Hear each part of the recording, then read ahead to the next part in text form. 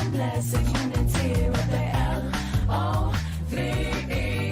Love is the solution, so set your love free with the L-O-V-E. Further evolution and blessed unity.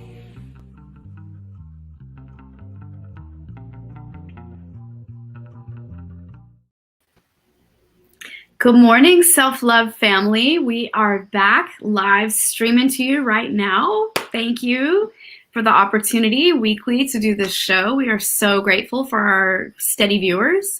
And for our new viewers, welcome. We're really excited to have this show today. We have a very, very special guest today, beautiful Michaelah Ivy with us, and my gorgeous co-host here, Trish Wright. And I'm co-host Dawn Light. So we're excited for this show. I'm going to read a little bit of Michaelah's amazing bio and intro, and then we're going to dive into just a really authentic conversation about her beautiful message. So, emotional resilience and the power of a change of heart. There's something truly miraculous that happens when you have a change of heart. A change of heart can happen at any time and be so subtle that you barely recognize it has occurred other than your perspective shifts, and all of a sudden things look and feel different. Yes, a change of heart spontaneously occurs after a deep truth has come to light and is a tipping point for poignant change. Once a change of heart occurs, you begin to see with new eyes, hear with new ears, and trust with new inspiration. And a change of heart allows for an old story to fade away and a new story to be created. And once you have a change of heart, emotional resilience becomes second nature, and it is easy to create a fresh start and begin again. So Michaelah's offering is about teaching principles and truths around the nature of the human experience rather than tools and modalities. What she will be offering will help you to understand where your feelings are coming from and help you retrain the mind toward inside-out thinking versus outside-in thinking, creating emotional resilience to feel grounded, connected, and powerful no matter what situation you find yourself in. So Michaelah Ivy is an optimistic educator who guides people towards insights and realizations about inherent mental health that will transform the way you've been thinking, unlock your full potential, and assist you in the discovery of newfound knowledge and freedom. Michaelah holds 2 master's degrees in marriage and family therapy and art therapy. And in 2020, she completed an extensive love, sex, and relationship coaching program from the Tantric Institute of Integrated Sexuality. Her study and practices has led to a myriad of self-development modalities that she weaves into her sessions. She blends spirituality, meditation, breathwork, laughter, yoga, NVC, NLP, and the 3 principles of traditional talk therapy that delivers a unique and powerful journey of self-discovery to her clients. So awesome. Thank you, Dawn. Wow. So grateful to have you, Michaelah. Like, your work is so rich and diverse. I'm just so really proud to know you and to see how just devoted you are to this powerful exploration of emotional resilience and teaching people the inside out. I mean, the inside out thinking is so, I do the same in my own work. So I just resonate so wholeheartedly with your process here. Yeah. I mean, love's got everything to do with it. We've got a heart and it's made to be open, right? Not broken. And oftentimes we just live in a lot of misunderstanding and it makes it difficult to reopen again. So yeah, it feels really good. I've been just like a self-help junkie trying to figure out how to like crack the codes on transformation and healing. And yeah, and I've really been led to so many different ways of doing transformational work, but what I'm calling the holy grail of transformation is finding Sydney Banks in the 3 principles. And once I found that a year ago, it's only been a year, and I'm already seeing massive change around how I understand the building blocks of human psychology and how the mind works. And that's what I love sharing with people and helping them to understand how it works as well. Yay. Wow, delicious. Tell us more. I'm so curious. Well, okay, so the 3 principles. Okay, so let me just share a little bit about Sydney Banks. So Sydney Banks, did you have a question, Trish? Okay, I thought you asked. Yeah, it I can wait. Okay. So Sydney Banks was a Scottish welder with a 9th grade education. And in the 1970s, he had an enlightening moment. And it came through having a session with his therapist. And his therapist said to Sydney, Sydney, it's not that you're insecure. It's the thought that you're insecure that makes you feel insecure. Yes. And he went home with that, and he didn't sleep for 3 days. And he said to his wife, after he came through 3 days of just like expansion and downloads, he said to his wife, I know you're going to think I'm crazy, but people are going to come from all over the world and they're going to learn from me. And he had psychologists and gurus, and he has what we call the 3 principles. And the 3 principles are this: mind, thought, and consciousness. And how you come to understand what mind is, how Sydney describes it, he describes it as the intelligence in all life. So we have an intelligence in plants and in birds, the intelligence. And thought is like the rudder of the ship, and it guides the direction of your life. And consciousness, it's what brings your thoughts to life. It makes it feel real. And it's your awareness. So, and what Sydney says is that thought is not reality, yet it is through thought that our realities are created. And it's what humans put into our thoughts that dictates the way that we think of life. So there's a renaissance in psychology, actually, that most of the world hasn't woken up to, which is the outside world cannot make you feel anything. Yes. And the thing is, it feels that way. Like we can easily blame external circumstances for a feeling and say, no, that person said that and I got triggered and they made me feel that way. But actually, it's not true. It's just learning how the mind works. So the building blocks for human psychology are 4 things: mind, thought, mindset, and moods. And most people don't understand where their feelings are coming from, because no one's really taught us. It's just like most people just don't know where their feelings are coming from. I mean, where do you think your feelings are coming from, ladies? I know. Consciousness. My feelings are coming from my wants, needs, and values. They're practically driven, mostly driven by the childhood cultivation of my reality through language. Mm-hmm. What about you, Dawn? I mean, I can relate. I feel like it's consciousness, and I also feel like it's, a long history of undoing what has been conditioned, from our childhood. So that's been my deep work of just digging it all up so I can lovingly embrace it, so that I don't have to keep having those same reoccurring experiences of feelings of, like, before, when I was a child, I used to have a belief or that I was rejected by life, right? And it's because of the imprints that I experienced young, and once I really realized that I'm not that thought and I'm not that person and I'm not that is not me and I'm more than that, then I was able to shed it. Yeah. And experience myself as love. Yeah. Yeah. And experience my light. So I realize now to actually be present with my emotions and my feelings, because they're pointers to something that's deeper. Absolutely. And that is true. Our feelings are a barometer of our thoughts. So all feelings come from thoughts. Memories are just a mirage, because actually the past, it's not that it's not real, because it isn't real. But really what I want to say is the past isn't valid.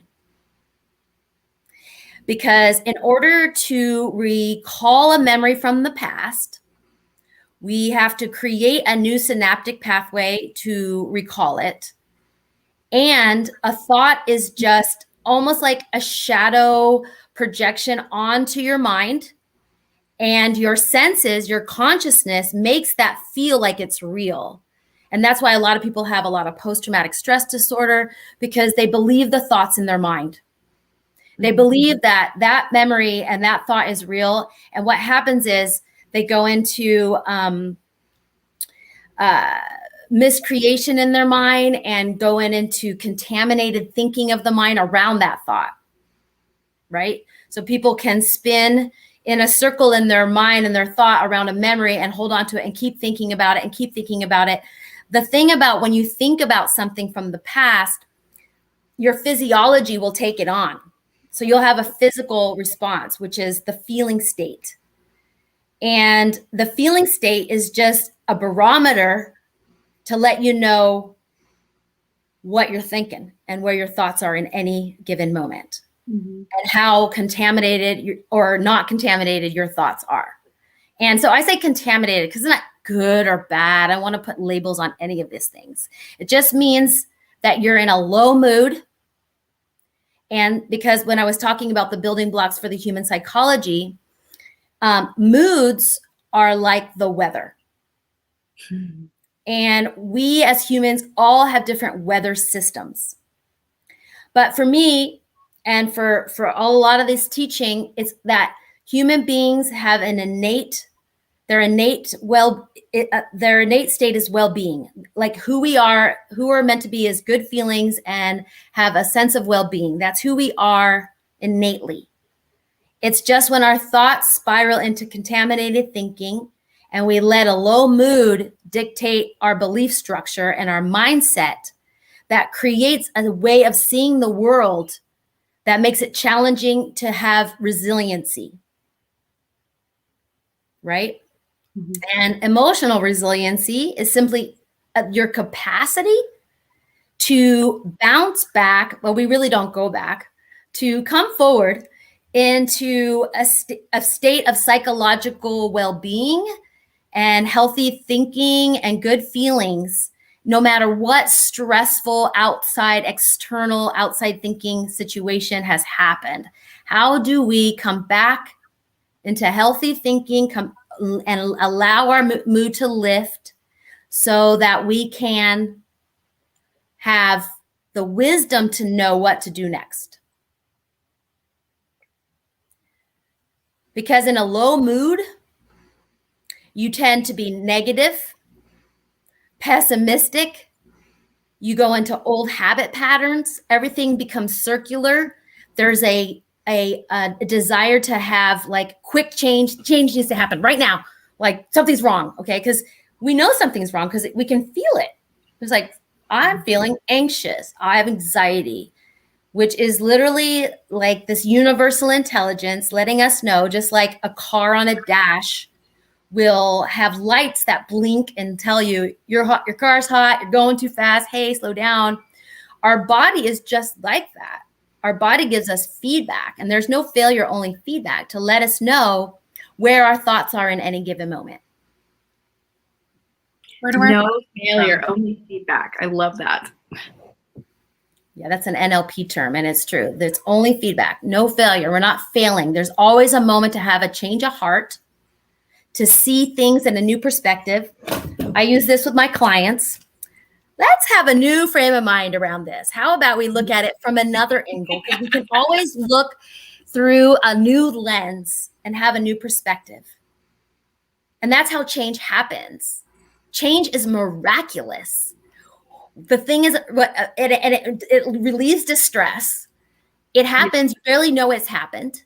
It's miraculous. You're like, because you barely know what's happened. You don't know when it happened, but all of a sudden you're seeing life in a different way. You're seeing it from a new frame of mind. Where do our thoughts come from? Our thoughts. Okay. Have you ever seen a bubble machine? Of course. Okay. You plug the bubble machine in, which means, okay, so if you're having thoughts, it means you're alive. So hallelujah to that. If you're having anxiety, it means you're alive. So you plug the bubble machine in, the bubbles start coming out, pop, pop, pop, pop. So our thoughts are like bubbles, okay? They're transient. They're temporary. They have no agenda. You don't need to control them or try to fix them. You cannot control a thought. You have no idea what you're going to be thinking an hour after this show or tomorrow afternoon at noon. So the thing is, oftentimes people think they need to go into their thought to heal something. They need to find the thought, like a needle in the haystack, of why they're having a feeling state. But it's not true, actually. You don't have to find the thought. You just have to notice that you're in a low mood and it's not a good time to make any big decisions for your life or have any heavy conversations with people. Okay? Bingo. Ding, ding, So ding. thoughts come from source, universal intelligence. We don't know where they come from. It's like a cave, okay? That information starts coming through. And so we just never know what's going to come up. So, but it doesn't really matter once you understand the principles behind your psychology, the building blocks of your mood, because your mood actually is unpredictable, just like the weather. We don't know why the weather changes. We have no idea. We have no idea why our mood shifts. We can blame it on a thought, but we don't have to do that because it could be just a drop in consciousness. That's all it is. It's a drop in consciousness where you leave your good feeling state and you start to go down a negative spiral. But you don't have to let that happen. If you understand, if you become aware of the fact that it's happening, and that's what's so magical about this. You can get a fresh start in any moment and find emotional resilience. The only thing you really have to do is be aware of it. So, have you heard of Viktor Frankl and Man's Search for Meaning? Yes. So Viktor Frankl survived the Holocaust as a psychiatrist.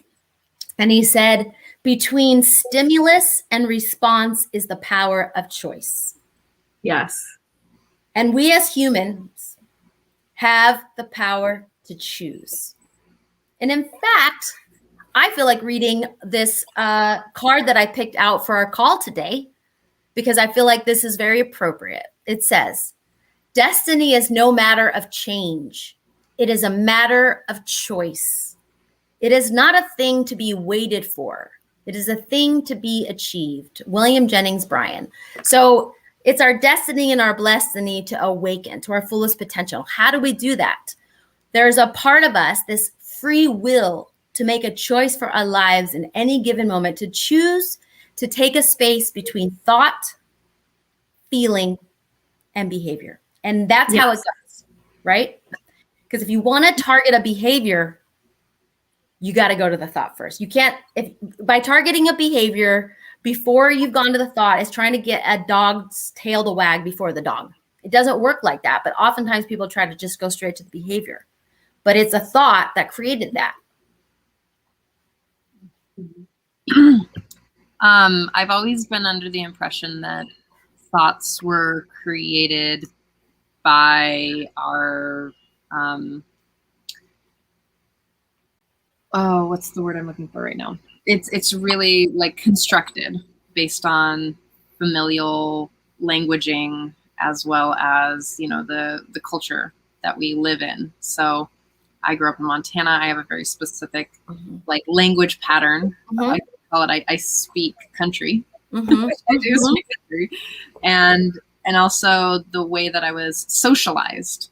Right. So the thought process really, you know, I have probably quote unquote female thoughts because I was socialized as a female, as well as socialized as a kind of a tomboy, and as well as the way that our education has taught me.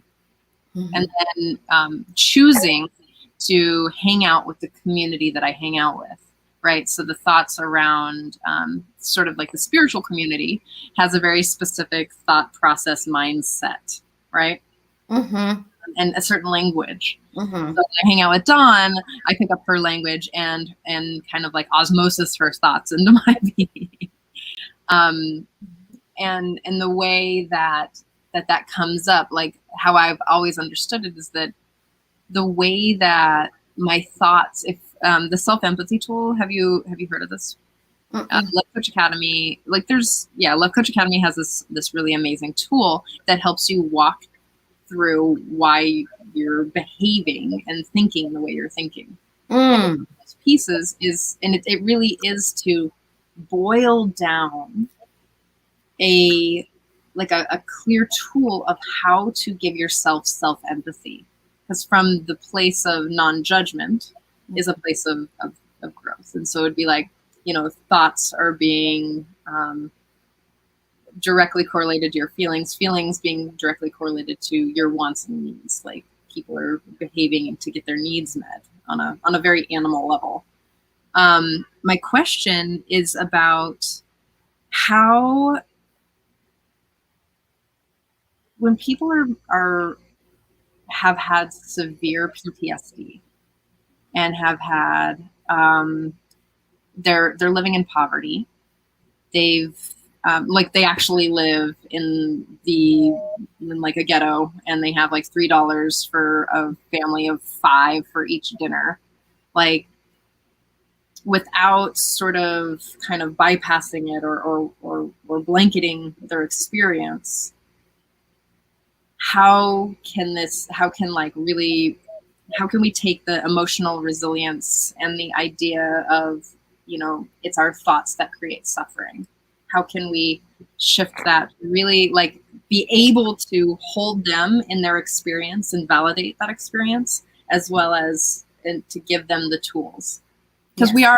I do want to just acknowledge, because I know that our community is getting a lot more vast, and we're being run out on multiple different pages that touch people around the world in different settings. And I do feel like it's important for me to acknowledge the privilege that I have, being a white woman living in America, living in California. So just acknowledge that I know that I can bypass certain things just based on the socialization that I have and the views of privilege that I have. So I just want to name that so that we can. I believe that was, thank you so much. And everything you said is very valid. And I'm really excited to respond to all of those things. So what I do in the Good Feelings Mastery course is I help people to retrain their mind so they understand where memories come from, that memories are thoughts. Okay. Mm-hmm. And I don't, when you say the past isn't real, I feel like people are like, no, this definitely happened to me. I was highly abused and everything. So I'm not saying that. I'm just saying it's actually not valid in the present moment, in that it is like when you walk out onto the street and you see a shadow on the ground, are you going to get scared of it? No, probably not. Well, a memory is kind of like a shadow on the wall of your thinking. Okay. So if you keep thinking those thoughts, if you keep holding on to that monster memory in your mind, okay, and you keep indulging it, it's going to hurt you. It's going to keep hurting you. It's going to keep causing you to suffer and to feel pain and get caught in the post-traumatic stress disorder, and you're looping. And so what I teach people is how to let go of that monster. And this is one of the things I love to share metaphors with people and analogies, because I think it really helps people to understand the concepts of what I'm saying. Because what I'm sharing with you applies to everyone on earth. It doesn't matter what socioeconomic background you come from. It doesn't matter what kind of traumatic experience you've come from. Anyone can find emotional resilience and have a change of heart and shift their thinking out of the suffering and struggling from their past and let it go. So I like to say, so imagine there's like a well in the earth, and it's about 5 feet in diameter. And you go and you look down that well, okay? And you can't see the bottom. It's like all the way down. But when you do get to the bottom, you hit lava, okay? And out of this well is a rope. Mm-hmm. And on the other end of the rope is a monster. And you grab that rope, and that monster starts pulling, and you start pulling because it wants to pull you down into the hole.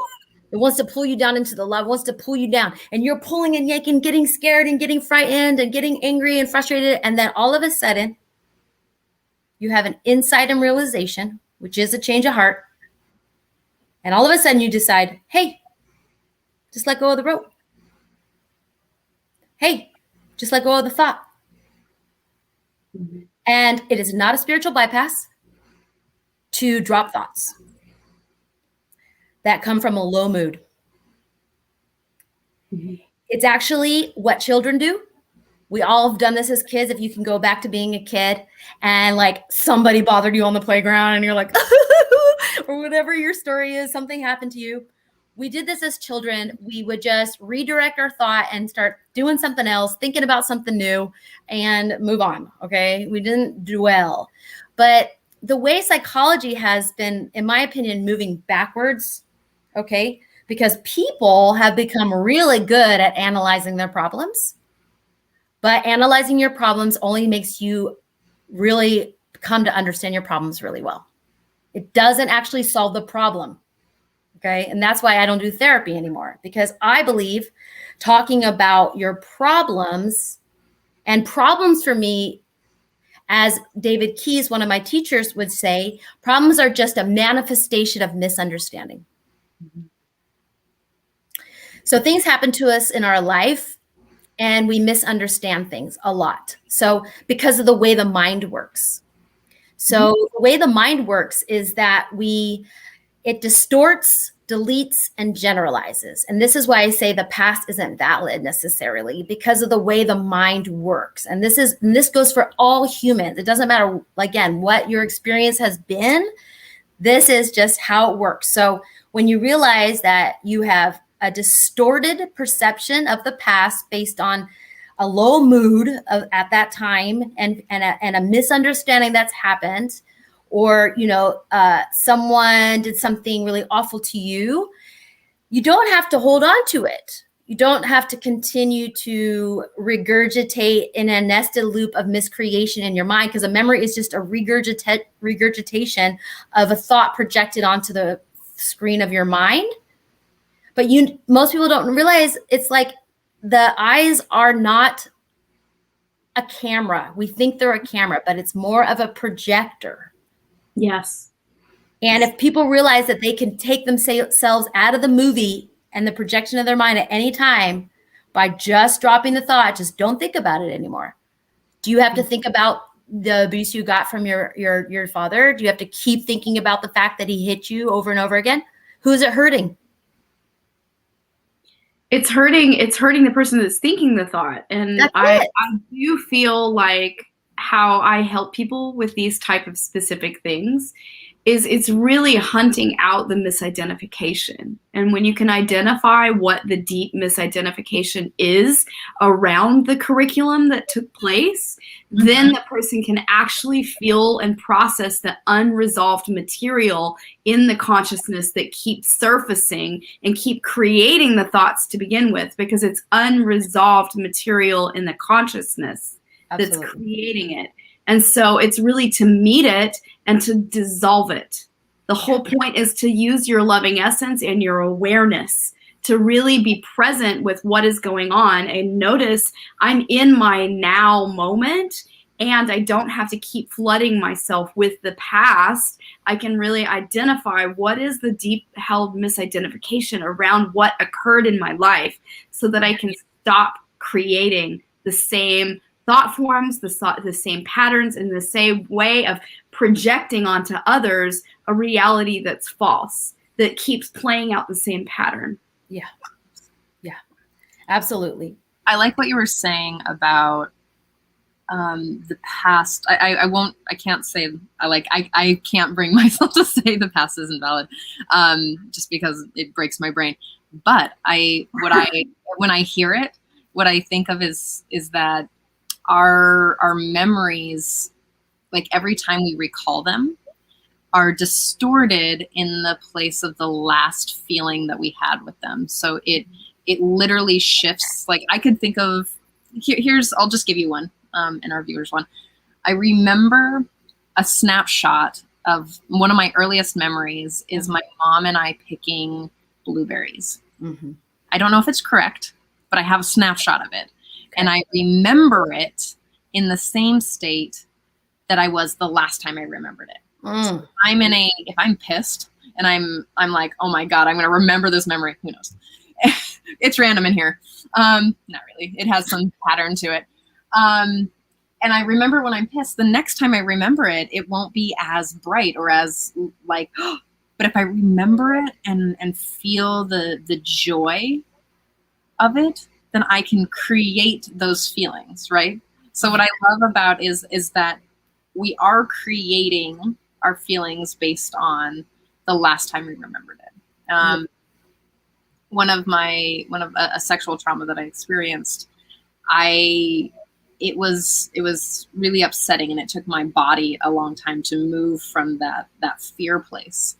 And what I would find is that when I recalled it, that I had to that when I recalled it, that it would send me back into that emotional place of where I was at. Like I was time traveling into the past. And that is the thing about memories and thoughts, is that we time travel, Yes, if we can say that, into this place where you now become in that state. that's right. I do love that piece about NLP around shifting around the story.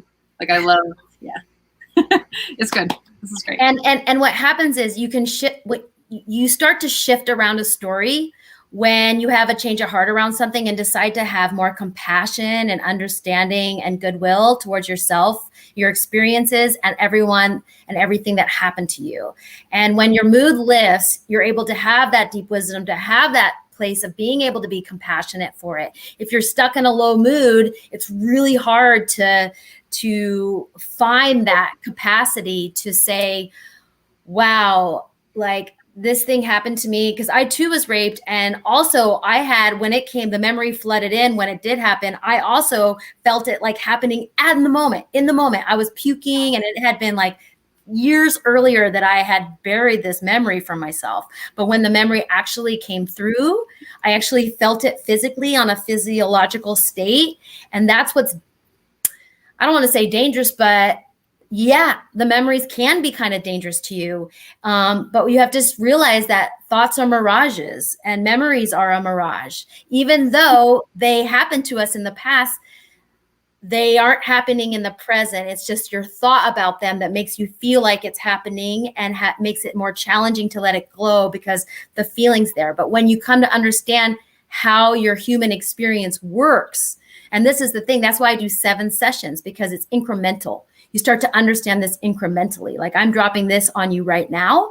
And after we get off this call, and probably things will start shifting just from what I shared, you'll just have an insight or a realization around how, oh, interesting, I'm having that feeling. I wonder what thought I might be thinking. So we just don't want to make our life into a monster. Like it's a choice, right? And a change of heart says, I'm tired of playing with this monster in my mind. I'm really ready to let it go, because it's not really serving me anymore. And it hurts to hold on to it. It's painful to hold on to this memory. So if I can find a way to drop this memory and not have to analyze it, okay, because that's what we get really good at, trying to understand why. Again, it's not really important why something happened to you. It's more important as, what are you going to do now to make yourself come to a state of love and open your heart, enjoy life again? I mean, it's a selfless thing to do, to come into a state of resilience and decide you're going to have understanding, compassion, and let things go, because it really helps you.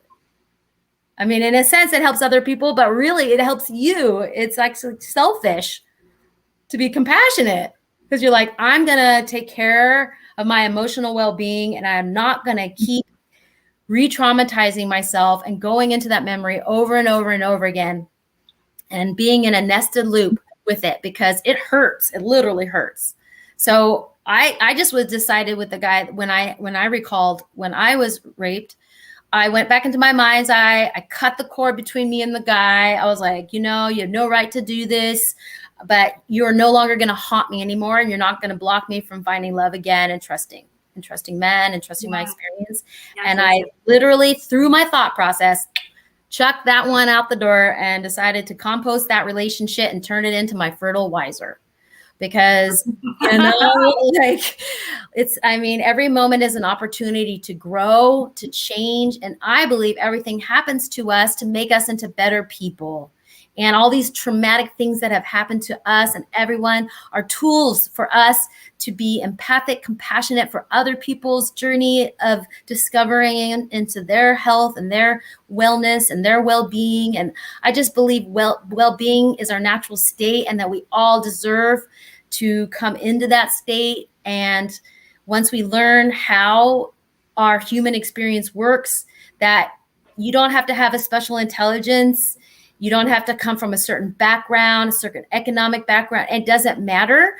All of this applies to everyone. And once you start to really, really drop into this truth, you can learn to let things go and become emotionally resilient and not make the outside world impact you anymore. And, you know, I had a defining moment around outside in thinking when I used to have a really hard time with my brother, and, you know, he just often scared me. It just really, what I experienced as verbally abusive. And oh my God, I would get triggered. He'd get under my skin. It was really sad and scary. And one day I was home. I wasn't in my brother's presence. And I started to realize that, you know, the past is the past. And so it's not really happening right now, but it's interesting that I'm having this feeling state and I'm feeling all the same feelings I have about my brother, but he's not in the room. So if he's not in the room, how could he possibly be making me feel like this? And that's when I realized, oh, the outside world doesn't make us feel anything. It's just a mirage. It's just an illusion that we have given a lot of power to. We have believed it's real. And the way the mind works, it's a genius design, okay? When you believe something, when you have a mindset around something, you believe something to be true, all of your other thoughts will back that up. Mm-hmm. And all those thoughts will back up those other thoughts, and then you're in a mindset. So it's really hard to see something new when you have a mindset about something, because it's really taking in the direction of your perception to this particular route.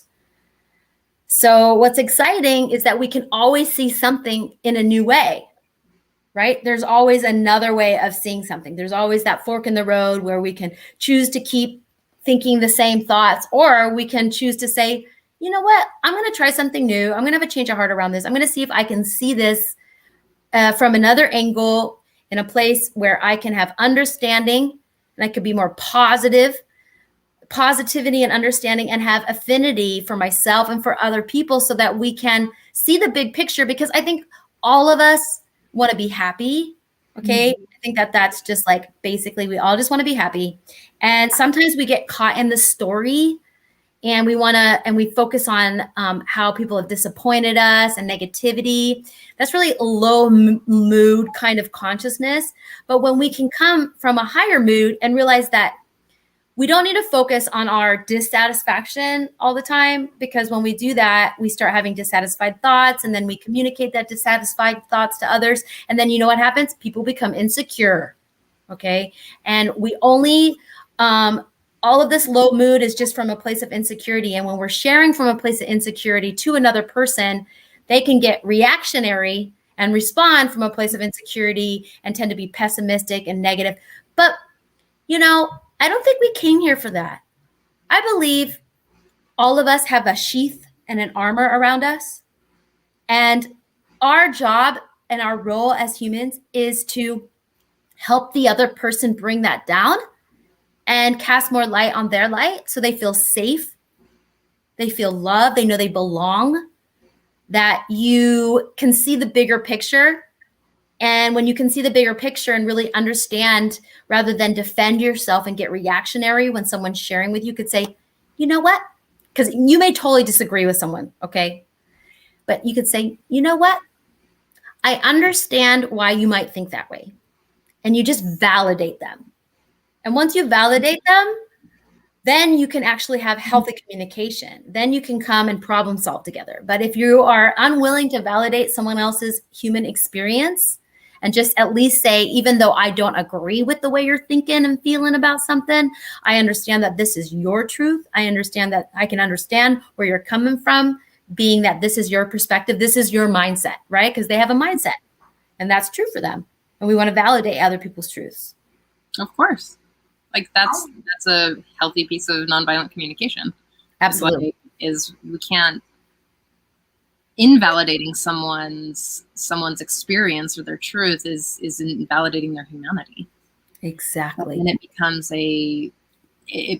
like their perspective or their reality will shut down because that means that you're not living in the same, right? I often talk about to my clients around going through the back door. If they want to have hard conversations, it's going through the side door, not the back door, the side door. Mm-hmm. And you know, my parents, some of my parents have certain beliefs that I don't agree with, and they'll say things to me that are like, wow. Oh, okay. All right. So how I've really approached that is not by attacking their reality, but finding what's alive and true for them through their value system, through their belief system, because it's not that they're wrong. Like, I'm not going to make them wrong, but something's up for them. Something's true for them. Mm-hmm. And can I connect to that truth without attacking their reality? Because that's just going to like fuck the whole situation. Just to say, what's going to happen is if I come through to them in a place where I can actually acknowledge their reality, like, because people don't agree and we have feelings and we have thoughts, and to really acknowledge that. You know, I also want to say something about the place of shifting perspective and really like seeing the different layers of reality. I just completed a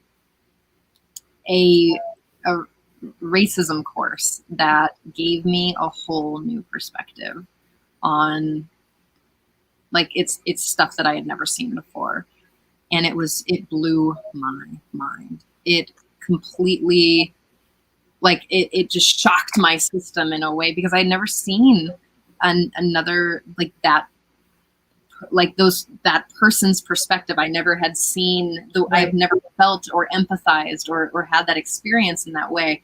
And it really just took me out and was like, oh my goodness, what am I participating in my mind? Like, without even knowing that I was participating. Yes. Like, and really just checking the patterning that I've been participating in my, and perpetuating in my culture, in my society, with my friends, the jokes we laugh at, you know? Right. I love what Dawn says about perspective. Okay. You're giving me the floor. I love it. Thank you. I saw you. I was there. Yes. Yeah. I was really going to I'll mention about perspective. Thank you for handing me the floor. What I was going to say was really what it brings people together when you're really in a space of, you know, where someone has a conflicting belief or viewpoint than you, and you really, you know, you want to meet them. You want to have connection. You want to feel that there is common ground, right? And so I find that these two ways of adopting this viewpoint in your process will help you come closer to someone versus feeling disconnected. It's really when you can lean in and hear from the loving essence, because we're all sharing in loving essence. There is no separation between us. You know, every person is a soul, and we're a part of spirit, God, source, whatever you want to call it, but we're all sharing in it. There is no separation. So really, when you can adopt the concept of, I'm going to see through the eyes of loving essence, regardless of what the personality or ego or thoughts, or because we're not our emotions, we're not our body, we're not our thoughts, we're not our mind. We are loving essence. And if you can really tune in and experience the person from experiencing yourself as loving essence and experiencing the other person as loving essence, you can see through the eyes of loving essence and hear through the ear of your heart, hear loving essence, right? And that really brings you closer to where you're really wanting to acknowledge what the other person's truth is. And you can say, wow, I really hear you. Yeah. I really see you. I really acknowledge this in you. Then the person feels heard, seen, and acknowledged. If you can really speak from that place, like listen from that place, and really give them exact feedback of exactly what you heard. Speak exactly what you heard. Yeah, go ahead. So I really appreciate that. So I wanted to say loving essence is a mindset. And once you adopt a mindset, that's how you can respond to life. Because, Dawn, you've decided that everything is loving essence and you want to choose to tap into loving essence with everyone, then loving essence is your modus operandi for life. Okay. I agree with you. And I believe love is listening. And I believe listening goes beyond repeating what someone has said. And if you want to be a really good listener, you listen for what you've learned from what they've said, what it's taught you. And I think when you come from a state and a mindset of loving essence, not only do you want to be able to repeat back directly, but you want to let them know, I feel you. Yeah. I understand why you might be feeling that way. And big picture here, let's go big picture. I think it's a great way to always come back to a place where we can communicate together and, feel safe enough to find solution is when we go big picture here. I love you. I am grateful for you in my life, and I want to understand how we can find a solution to this problem. And this, because all problems are just a manifestation of misunderstanding. And I want to get to the diamond light in our heart that we are, and come back to good feelings and positivity. Like, let's just get back to the basics. Let's come back into good feelings again. And how do we do that? Well, we are safe enough inside ourselves that we don't have to be reactionary out to the external world around what anybody else is experiencing, where we take ownership of our internal world and recognize that all we have power and control over is how we respond to anything in any given moment. Mm-hmm. And when we decide to be that loving essence, and we decide to see love in everything, then it's almost like a force field where only love and light can pierce through. And it comes a point where you can decide to let things get under your skin and bother you and react, or you can say, you know what? I'm not going to let that change my mood. I'm not going to let that take me into a negative downward spiral right now. I'm going to say we're in a misunderstanding right now. And that, you know what? I'm not going to think about what caused the misunderstanding. And I'm not trying to understand it either. I'm just going to shift my thinking into something else, like what I'm grateful for right now. Or maybe it's just to distract yourself, because I don't think it's a spiritual bypass to distract yourself and go into another thought process to get out of a miscreational thought process in your head where you're in contaminated thinking. Anytime you're in negative thoughts, you're in a low mood, you're in contaminated thinking, don't trust your thoughts, okay? Because people trust their thoughts. They actually think that every thought that comes into their mind is real and true, and that they need to feed those thoughts. But it's not true. Oftentimes you think a thought that is because of the way the mind works, distort, delete, and generalize, we have to ask ourselves and slow down. And that was that space that I was sharing with our chance of free will to have a change of heart and do something different and say, is that true? Is that thought true, untrue, or do I just think it's true? Am I imagining this thought? Because we think things are true and we go with it, and all our thoughts again back up that thought. And then all of a sudden we've believed in untruth and have created a storyline in our head that may not be true. So I think it's all about slowing down and getting a mindset of loving essence. Like you said, Dawn, I love that, loving essence. It is a mindset. And we don't need to let our moods dictate how we respond. We just know that if we're in a low mood, it's not the time to communicate with other people. Okay. It's a communication myth is that it's a great idea to just communicate whatever thoughts going on, regardless of our mood, because, we got to get to the bottom of it. No, actually, it's not true. So communication is a neutral container that feelings come through. It's kind of like if you had a well connected to your house and the water was contaminated, and the water brought this contaminated water into the house. What would happen to you? If you brought contaminated water into your house, Yeah. If you drank from it, yeah, it would poison you. Yeah, you'd get sick. Same thing with ways that we're talking about our feelings. If you're in a low mood state and you're negative, pessimistic, you can't see solutions, and you decide to communicate at that moment, you're going to make that other person sick. You're tapping into their own personal insecurity. Defenses are going to come up. So that's where inside out thinking comes from, where you go, you know what?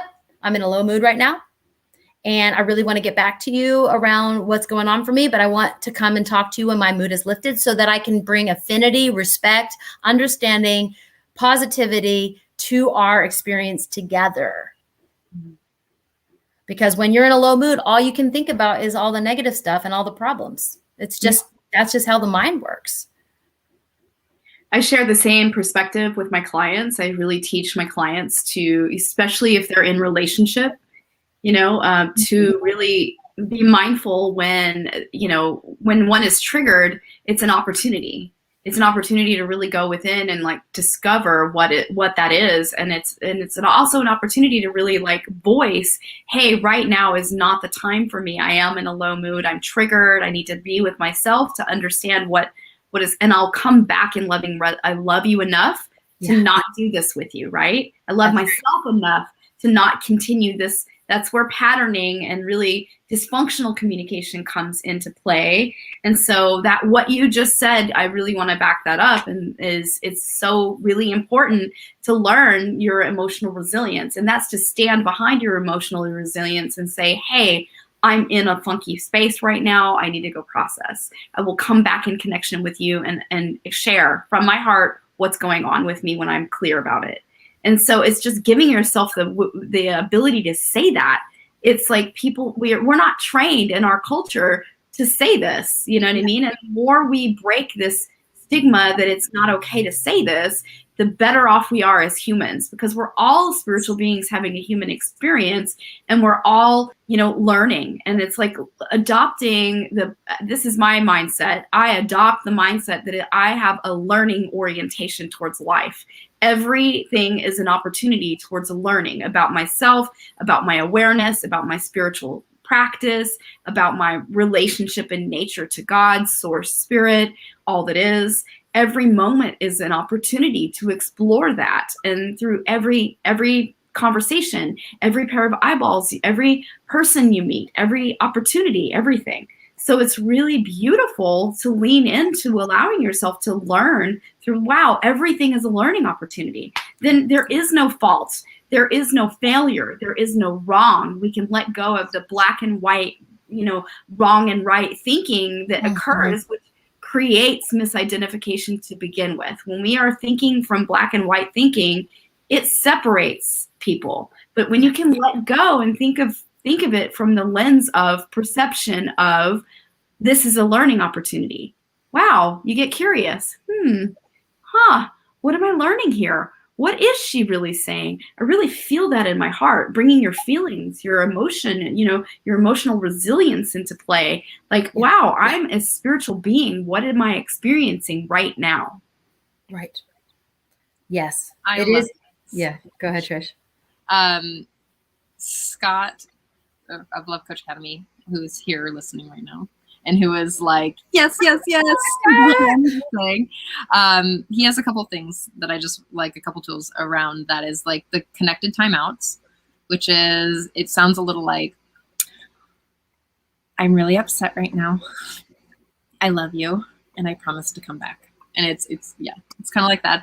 But I also love another piece of it that he shared is when you come to someone sharing about, he asked this question. So when he was my coach, and even now when I'm having my waves of human emotion in this estrogen running body, and it's all of its things, he'll ask me this. And this is it's an excellent tool for if you want to communicate or understand where a person is. how resourced are you right now? Yes. And it's so amazing because sometimes, I'm flying in by the seat of my pants and I haven't eaten at 3:00. And he's like, how resourced are you right now? And I'm like, I mean, he can see it all over my face, but the drop into the body to really check in is super powerful. Like, oh, I'm 40% resourced right now, and I can take the moment or the time to go eat or to do whatever to get into another state of experience. And I get to ask that to Dawn too. So I'm like, knocking on Dawn's door, and I'm like, how resourced are you to have a cup of coffee with me? And she's like right in the middle of a session and all over, like, it creates connection in that moment to really ask someone how well sourced they are or how resourced they are. And what I mean by resourced is how in connection they are with their bodies, or how connected they are with themselves to hold space. Like if I'm upset or if I'm sad, if I'm having the human experience, if something's happening and I don't have space to hold for someone, Yes. then it's clear. I took a moment off of coaching because I had a relationship transition, and I wanted to give myself the time to just reintegrate and have that moment of shifting, to realign myself, because I didn't think it was responsible for me to relationship coach from a place where my heart was sensitive. Yeah. That's so awesome, Trish. I totally love that, because I think when you ask that question, how resourced are you? It gives people a chance to go into their mood indicators. They can find out where their mood is in any given moment. So if you're in a low mood, you're not resourced at all. That's just because you're in a mind state and you're just in a thought process that's contaminated. That's all it is. And I really like Dr. George Pransky, who learned from Sydney Banks, and who's one of my favorite books is the Relationship Handbook by Dr. Pransky. And he takes all of these 3 principles and puts it in there. And I highly suggest everyone read this book. Okay. I can't even recommend it enough. But he says, when you're in a low mood, and let's say you need to talk about it, like you're feeling that pressure and you need to release the steam, that you say, hey, I really need to share this, and just don't take it personally. It's just my low mood that's speaking. Once it's just your low mood and you can set it up with the other person, it's my low mood speaking, and I just feel like I need to say this. At least everyone knows it's not you, it's your mood that's speaking. And that's what's really important to understand. It's like, I used to think that, when you're drunk, it's how you really thought.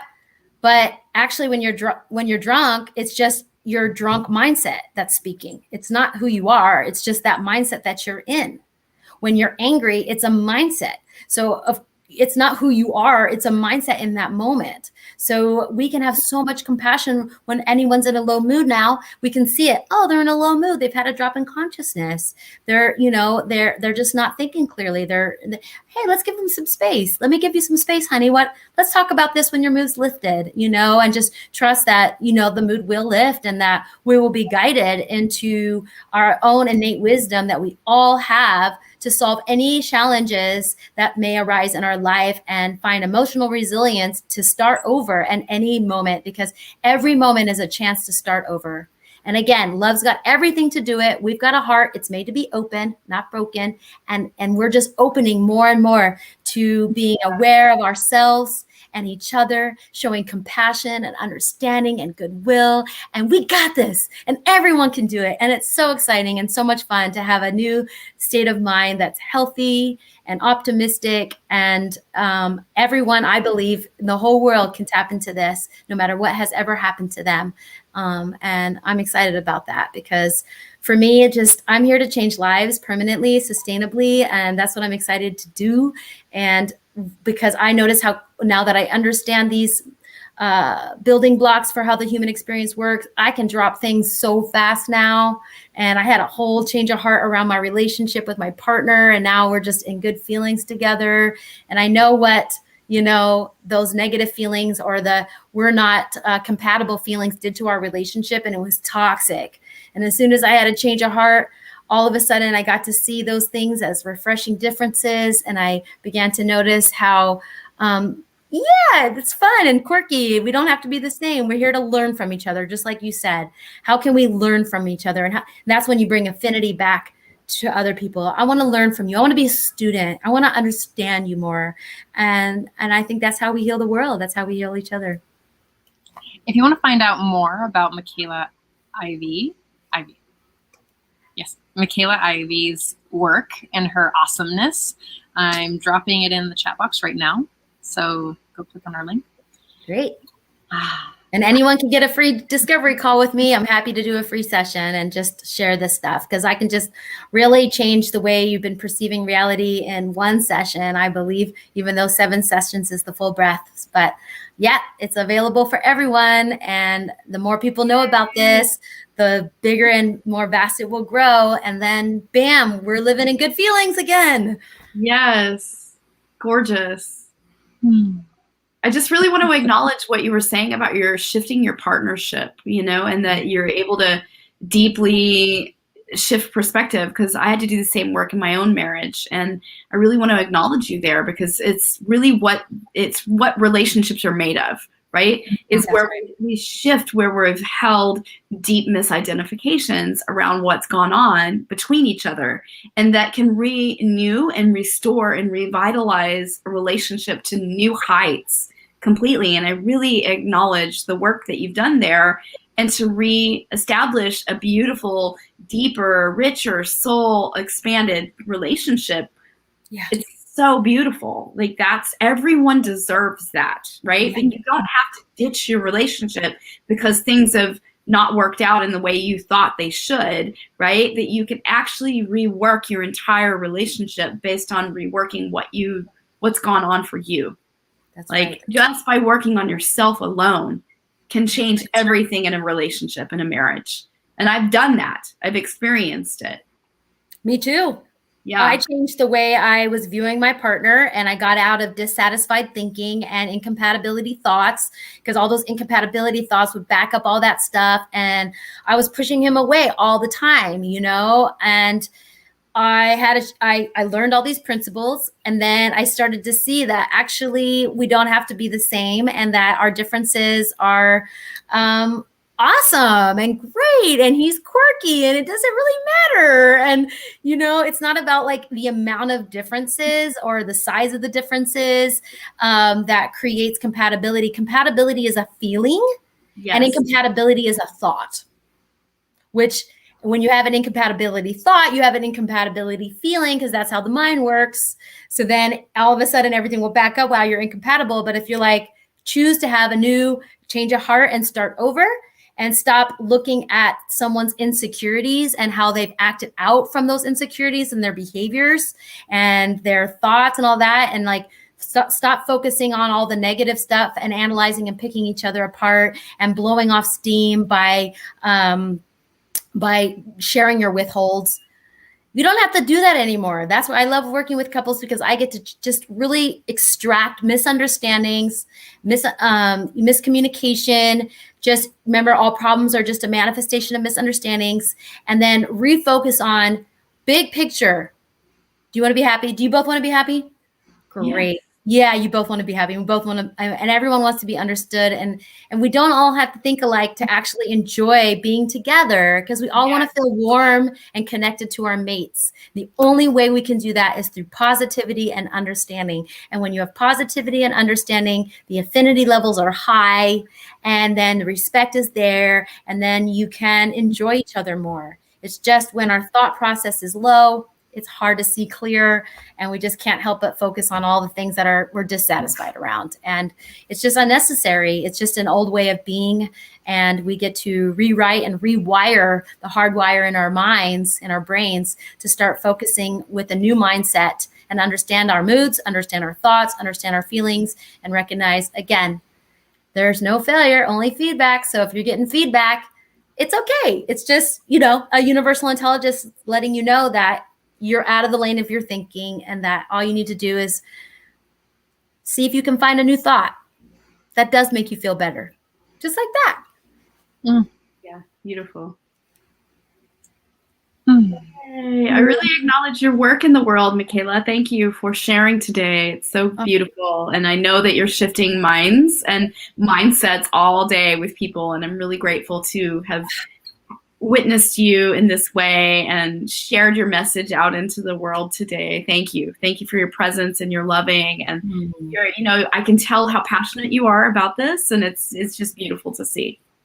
Thank you, Dawn. And thank you, Trish. Both of you are so deeply wise and connected. And I have really felt both of your truths deeply, really connected with me. And it feels so good to be with other like minds that are here to help people, to transform lives. And I want to give you both props for doing this work and putting yourself out there and sharing this knowledge with everyone. It's like such a gift. So thank you so much for this opportunity to come onto the show and connect and share with you and your audience. I'm really grateful to be here. Oh, yay. We're so grateful to have you. Seriously, spreading the message of self-love and all the ways self-love shows up is so needed in the world these days, because it's, again, like learning the operating system and how we function as humans and spiritual beings. Having human experiences is everything. It's really the ascension process, and we need these tools. We need these understandings. Everyone deserves this, no matter what socioeconomic, race, every color, every race, every sex, like everyone needs it. No matter what age, no matter where walk of life you live, no matter what your life experience has been, like it's about coming home to love inside of ourselves so that we can be our best, highest self and live it and live the dream and live what we're here to do, our spiritual purpose fully.